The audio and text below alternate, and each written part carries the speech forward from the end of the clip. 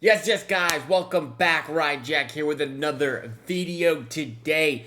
It is the new era. We are here, first day of no Pep Guardiola. And while that is sad, we do have to move forward as a club. We have to accept Enzo Maresca time. It's Enzo Ball is what we're here for. And there's a lot of questions facing the new season, the summer. What are City going to do? Today, my video is the 5 biggest questions facing the club this summer. So before we do start, if you're new, hit the subscribe button, like the video, and of course, leave your answers to my questions in the comment section. And if you have your own questions, drop those in there. And finally, if you want to become a member, do that on the channel. Of course, it does help me and it keeps me making these videos for you guys. Anyway, first question on the list. Enzo Maresca, how is he going to do? How is he going to be able to replace the absolute GOAT that is Pep Guardiola? One thing I wonder is the leash that Enzo has and how much power does Enzo has? Is Enzo going to have this summer in terms of transfers? Is he going to be as involved as Pep has been?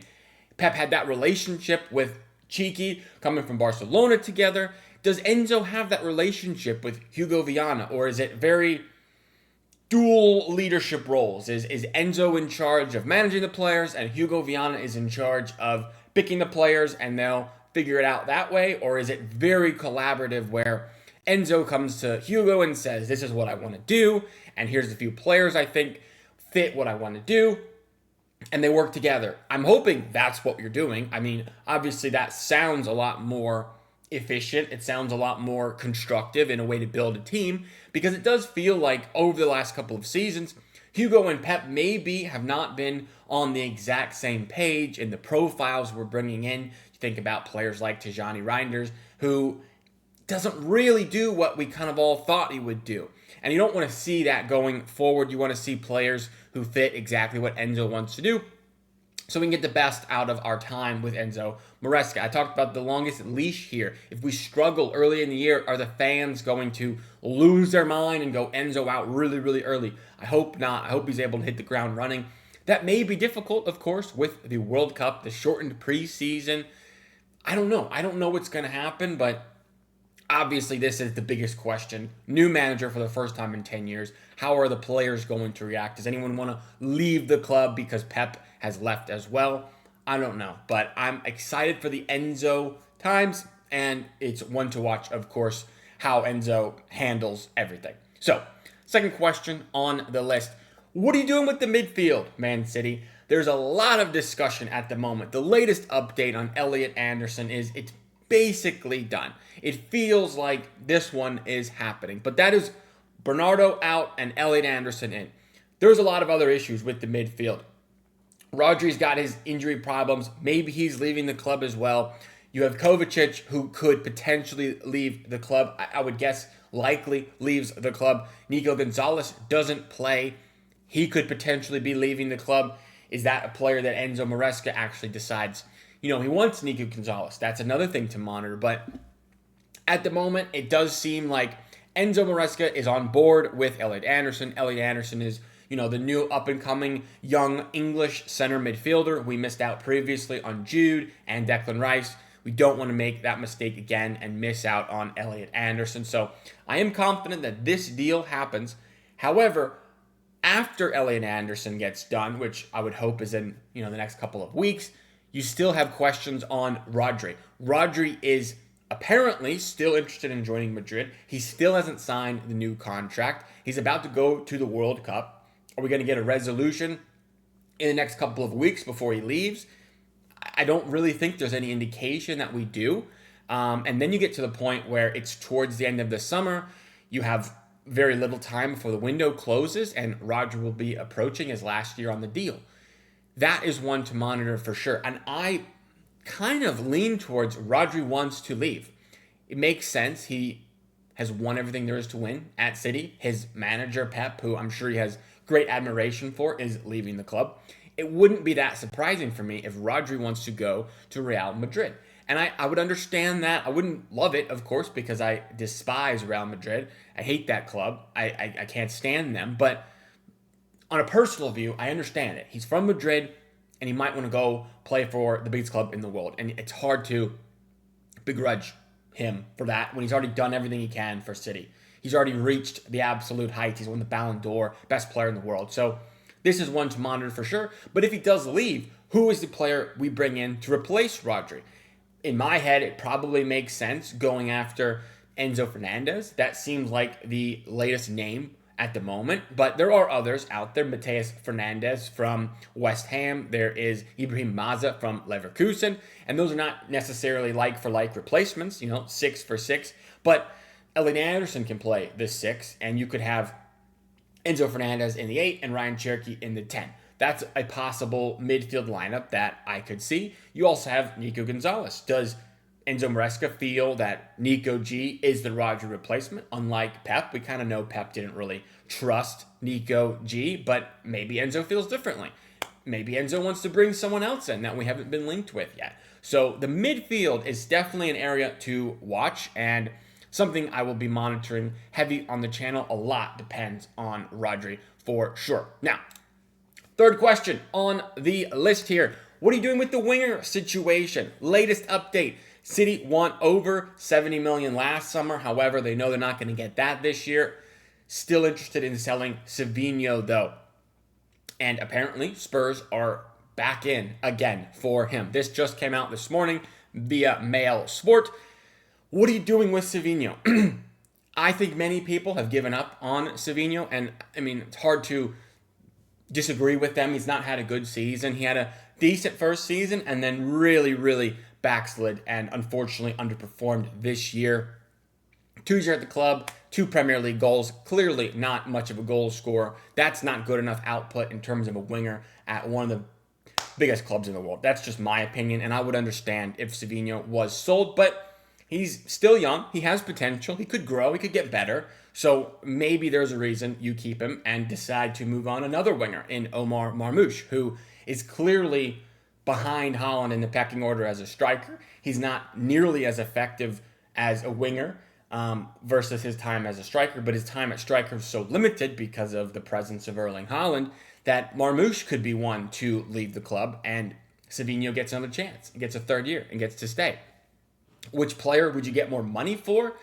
If I had to guess, I would say Omar Marmoush. I do think Marmoush is a good player. He just doesn't really fit in with the squad.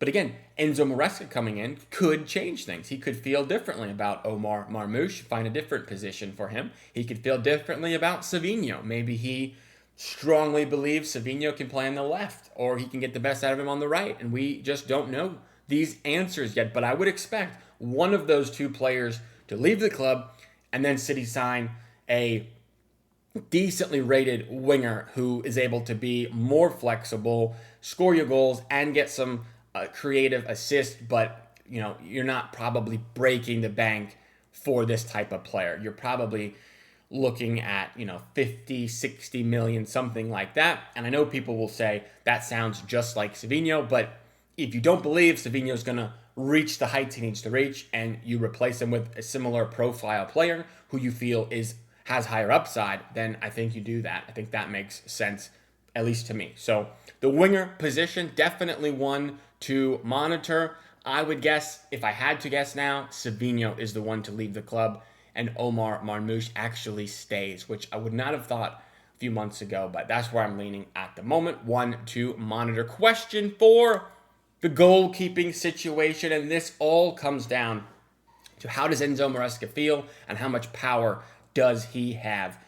From all I've understood, Enzo loves playing out the back, and I don't really feel like Donnarumma is going to fit that profile. We all know Donnarumma is an incredible shot stopper, but we know his deficiencies as well. He's not good playing out from the back, and I think that's not an agenda. That's not me hating on Donnarumma. That's just a fact. He is not nearly as good playing out the back as a ball-playing goalkeeper, whether that's James Trafford or Ederson or someone else. Donnarumma is less than average, I would say, at playing out from the back. And Trafford is better than average, whereas Ederson is peak best ever. So it's not that I rate James Trafford so much higher. It's just the system that Enzo Maresca plays From what I understand, it does seem to fit James Trafford much better. Does Enzo have the power to go and say, Trafford is my guy, I don't want Donnarumma as my keeper, and make that happen? I don't know if that is the case. Donnarumma is on quite a bit of money. What club out there would actually buy Donnarumma? That I don't know. Does he want to go back to Italy? There's been rumors of that. But which club in Italy? Is he going to go back to AC Milan? They don't have a lot of money. I don't know that Juventus would be able to get it done. They don't have Champions League football. Inter Milan, I guess, is another team, but would he play for Inter after playing for AC Milan? I don't know. So it feels like a difficult scenario to move Ederson, to move Donnarumma on and actually give Trafford the number one spot, which I think would be the best option. But I don't think Enzo is going to actually have the capability to get this one done. And I think, unfortunately, for City, Trafford will be sold and moved on. This post here, of course, is from Total Villa. They're talking about how they think Trafford might stay and Donnarumma might go. But in my opinion, Donnarumma just is unsellable. I don't think his attributes and wage combination is a very attractive sale for other clubs. I just don't know where he would go unless it's Chelsea. But again, Chelsea don't even have Champions League football. So I'm not sure on that one. It feels like my initial prediction is still Donnarumma is the keeper and Trafford is gone and we find another backup elsewhere. Anyway, next question and final question. It is, which unexpected transfer takes place this summer? There's always one rumor that sticks and won't go away, and it comes out of nowhere. And presently, that is Josko Gvardiol leaving Man City, going back to Germany to Bayern Munich. Now, Josko has until 2028 on his contract, so we're getting down towards the end. City, of course, want to keep him on a new contract and sign the extension. He's one of the best center backs in the Premier League. He could easily become one of the best center backs in the world, in my opinion. I love Josko. He is so versatile, can play center back, left back. I'm certain you could put him in the John Stones midfield role. You could probably put him up at striker. The guy is so versatile, has out and out just some of the best all-around ability of any player in the world. And it would be crazy to let this guy go, in my opinion. But he is understood to be a fan of Bayern. He is interested in playing in Germany again. And the only problem, according to Sport 1, which is a decent source, is the money.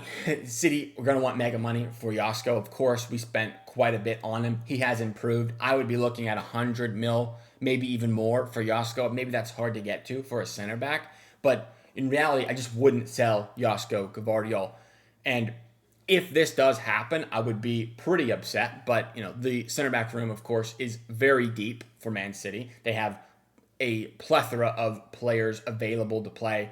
I know you have John Stones leaving the club, but you still have Mark Guéhi, you have Kusanov, you have Ruben Diaz, you have Vitor Hayes potentially coming back from the loan. Max Alleyne as well is a shout for the fifth center back option, young up-and-coming prospect. So if Gvardiol was to actually leave, which I don't think he is, we would have some cover there, and I don't know that we would actually go back into the market, but one to monitor for sure. Nathan Ake as well, an option to potentially stay on if Josko decided to leave the club, but this is one to monitor. And then, like I said, any other unexpected transfers where you sit there and think, wow, I did not see that one coming. Maybe Ruben Diaz is one to monitor with the emergence of Kusanov, Guéhi, Gvardiol, of course. Does Ruben Diaz feel he's moved down in the pecking order and wants to move on?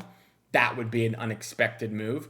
Something like that. Mateus Nunes, maybe he doesn't want to play right back anymore. There would be something there. So those are the ones to monitor for sure. Again, I don't think Josko would leave the club. I just think City are a great place to play, and he's going to get a ton of minutes, so I don't really think it makes sense. But we'll have to see if he does sign the new contract. Anyway, those are my 5 biggest questions facing Man City this summer. Of course, I would appreciate a like on the video, and let me know your thoughts in the comments. Answer the 5 questions Give me your opinions, and of course, I'll respond to everyone.